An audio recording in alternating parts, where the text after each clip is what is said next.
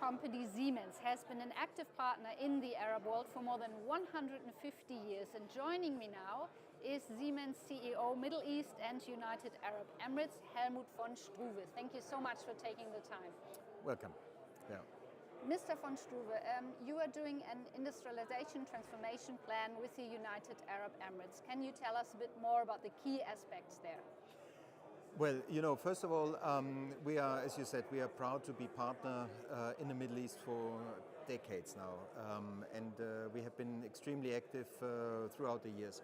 Now, what we have seen over the last couple of years is a specific drive towards diversification of the economies.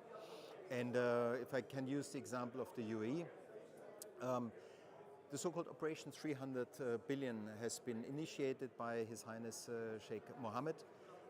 And when this plan was announced, we have been chosen by the Ministry of Industry and Advanced Technology to be their partner in assessing the industrial landscape of the UAE and then creating a plan and a roadmap to see how the Operation 300 billion, how the plan can actually be implemented, what is necessary to really make this a success by 2031. So this is quite a short time frame.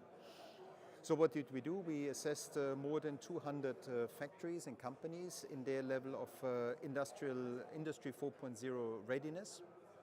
And out of analyzing then those results, we were able to see a pattern. And based on the pattern, we created a number of initiatives that are there that the ministry is now implementing to support the industrialization and the diversification of the economy. We have developed a so-called ITTI index, an Industrial Technology Transformation Index, which not only covers the aspects of Industry 4.0, which is very important to remain and drive competitiveness, but also, even more importantly, this index includes sustainability. And this aspect now, we have seen COP27 in Egypt last year. We are very keen to see COP28 coming up in less than 180 days in the UAE. Sustainability plays a major role in really implementing a responsible and sustainable industrial development, and that's what this index is so specific about.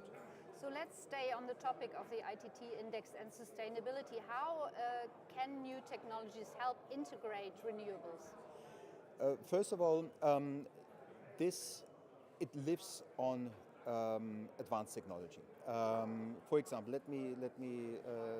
one critical aspect of success is a technology which is called digital twins. So digital twins allows you to connect the real world with the digital world. You create in the digital world a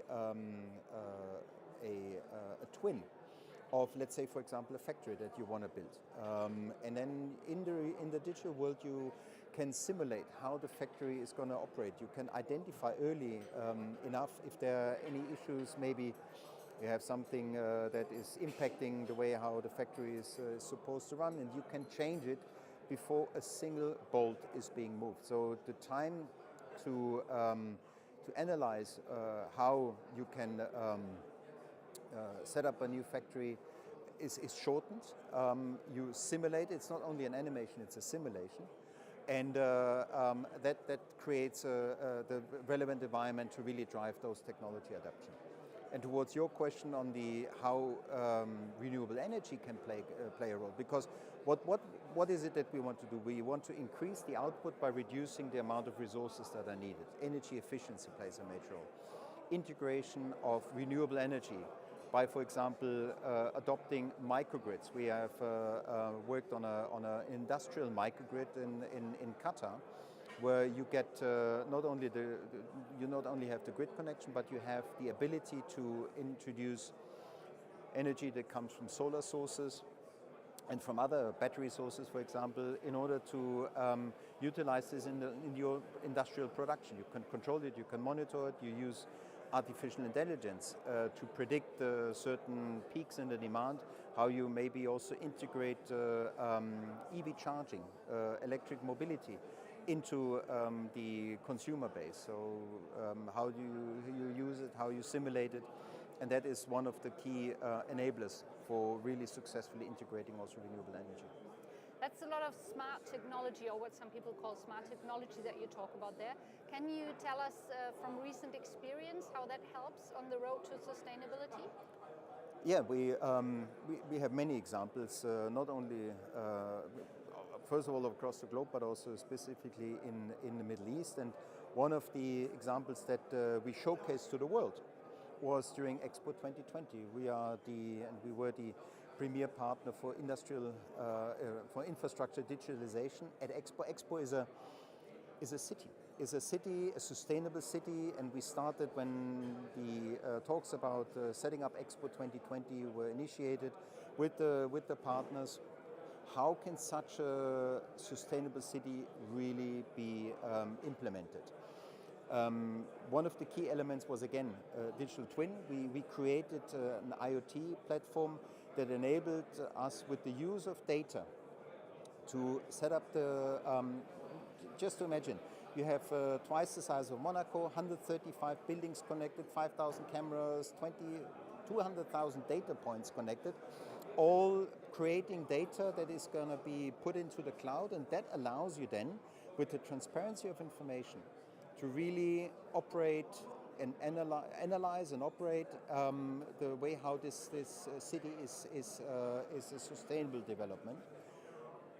Expo City is now hosting COP28, so the technology lives on, and I think we even have created the digital twin of the whole city that allows you on your iPad to see and to monitor how the city is operating, how you get energy efficiency, how you create awareness of where energy is maybe wasted, and how you can implement measures to stop this, how water resources, which is very crucial across the globe, not only in the Middle East, how water resources can be, how water wastage can be reduced, and leakages can be predicted and prevented.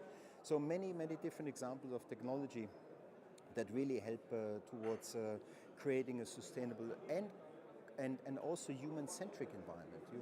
This is the main focus, how you make people safe, how you make them feel secure in a city environment. And that's where technology plays a major role. As long as their data is secure too. And that is a crucial element. The data security, relying on also the governments and the regulatory framework. Cybersecurity plays a major role. How to protect data in order also to make it acceptable for the people that live there. Well, thank you very much for taking the time. Thank you for your expertise. Helmut von Struve, CEO of Siemens Middle East and United Arab Emirates. Thank you.